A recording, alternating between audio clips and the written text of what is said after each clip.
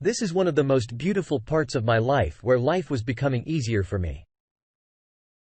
Day by day, all I could think about was my happiness and my life after marriage. She was my childhood love, sweet, charming and of average height, her temple that was deeper than Nietzsche's philosophy. Her eyes were brighter than any star on the Milky Way galaxy. What else I wanted in my life? I was a complete man. Yes, it's true that I was in the struggling phase of my life and she was earning more than me. But that didn't matter for both of us. She loved me from the core of her heart. This thought was enough for me to keep myself in my euphoria. I wasn't ready to demolish my comfort zone which I had created with all my emotional investment among my fellows. I was the one who got the most beautiful girl. My fellows were quite jealous of me. And I used to tell them the secret of love. I told them how they can pursue true loves in their life. They emphasized on the fact that all a man should have is money because it matters the most. But I always used to prove them wrong by telling them that the only currency one needs for a true love is emotions. I thought they are the cool creators of this plastic world who have no compassion, no love and no emotions at all. Life is nothing for them but money, machine minds with machine hearts and machine souls. Such a miserable mark on the face of humanity. I remember everything we did.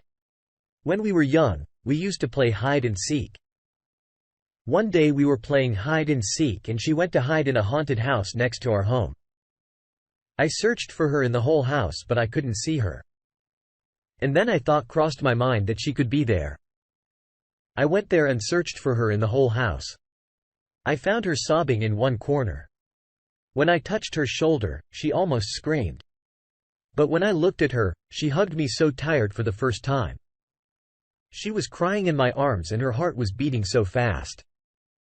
That was one of the most precious moments I had with her. Indeed, she was the most precious thing in my life. I could do anything for her. Love is always like this.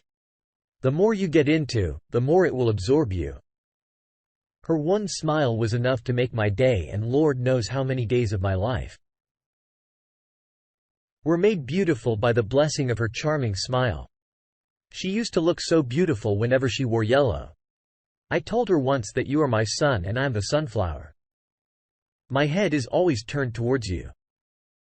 She smiled and I could see the blush on her baby's cheeks. This passed like rabbits and we were now out of our teenage. Everyone knew about us and everyone was jealous of us. No one can have a love story like us. I used to brag about us in our friend circle. Life was like a rainbow sky for us, full of all colors. Our parents also knew that we love each other. So after completing our degrees, they planned our marriage. She completed her internship and started working at the same place our parents were planning our marriage. So I was quite excited about it. One day I went to her home and her mom told me that she didn't come back from her job. I was shocked to know that I was thinking in my mind that what's more important for her than our marriage. But then I realized that how dedicated she is for her work. So I went there. I searched for her in the office. She was not there. I asked from her colleagues and they said she left a while ago. I tried calling her again and again, but she didn't pick up after that. I tried calling her boss but he didn't pick up my call either. I knew that she and her boss are good friends and they occasionally hang out together. I decided to visit her boss's place because she could be there. When I parked my car there, I noticed that his bedroom's light was on. I was going to ring the bell, but the door was already open.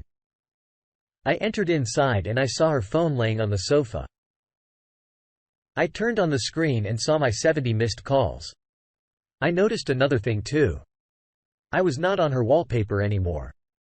This was not a big deal for me. Maybe she's tired of our PDA and wanted to be professional.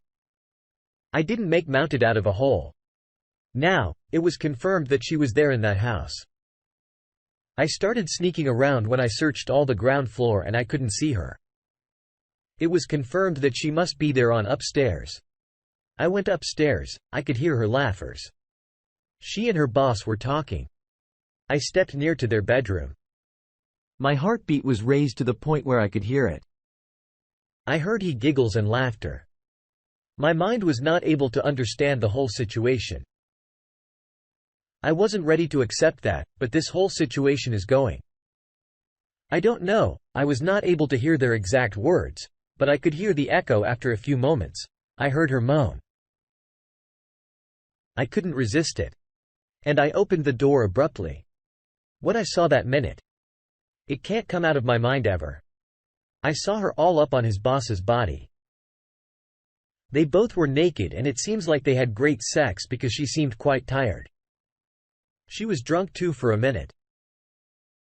She couldn't recognize me because her mind wasn't really ready to come out of that euphoria. But when she finally realized that his fiancée is standing before her, she couldn't resist the shock. She screamed, "Martin!" No, but this was too late for everything. I was zoned out.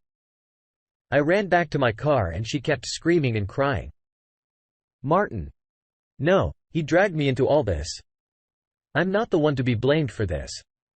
I'm not the one to be blamed for this. Martin! We were never close to each other sexually. You never pleased me in that manner.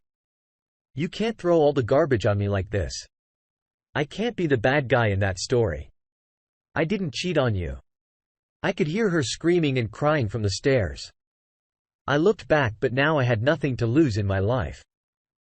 So I kept going like a warrior who just lost his battle. I wanted to die. I locked my car and sat inside it. I didn't know where to drive. I looked for cigarettes in the dashboard and I found a pack. I removed this wrapper, took one out of the disc cigarettes, let it put the burner in my car and they just started smoking it. You lost your fucking bat and margin. I was regretting my fate. And in a meanwhile, she came out from her boss's house and ran towards my car. I saw her coming and I started worse my car in order to get away from her. But a voice inside me asked to stop. So I stopped my car. I unlocked the door for her and she sat in my car next to me. She was continuously sobbing. Her face was covered with tears. She knew what exactly she did. I didn't say a word. Then after a while she said, "Martin." I looked at her and then she continued, "Martin. I know I can't justify my mistake in any way. Now I should be given. You can punish me in any way you want. You can treat me as your slave or you can do the same to me. I know I don't deserve a loyal man like you. You deserve a much more better person than me. After these years of waiting, I gave you nothing but disappointment. Now tomorrow is our wedding and you caught me right-handed on the bed of that filthy man. I really don't know what to do or what to tell you in a position like this because I have nothing in my hands." Now I replied, "The wounds you inflicted my soul would never be healed. Even if you'll keep putting the balm of love in it for your whole life. My soul is shattered and right now, I don't know who I am.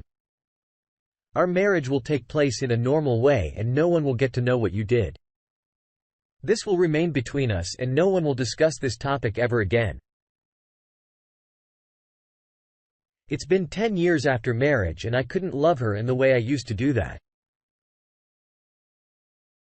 One incident is still struck in my mind. My children will never know why I act so cold, but their mom will always keep regretting.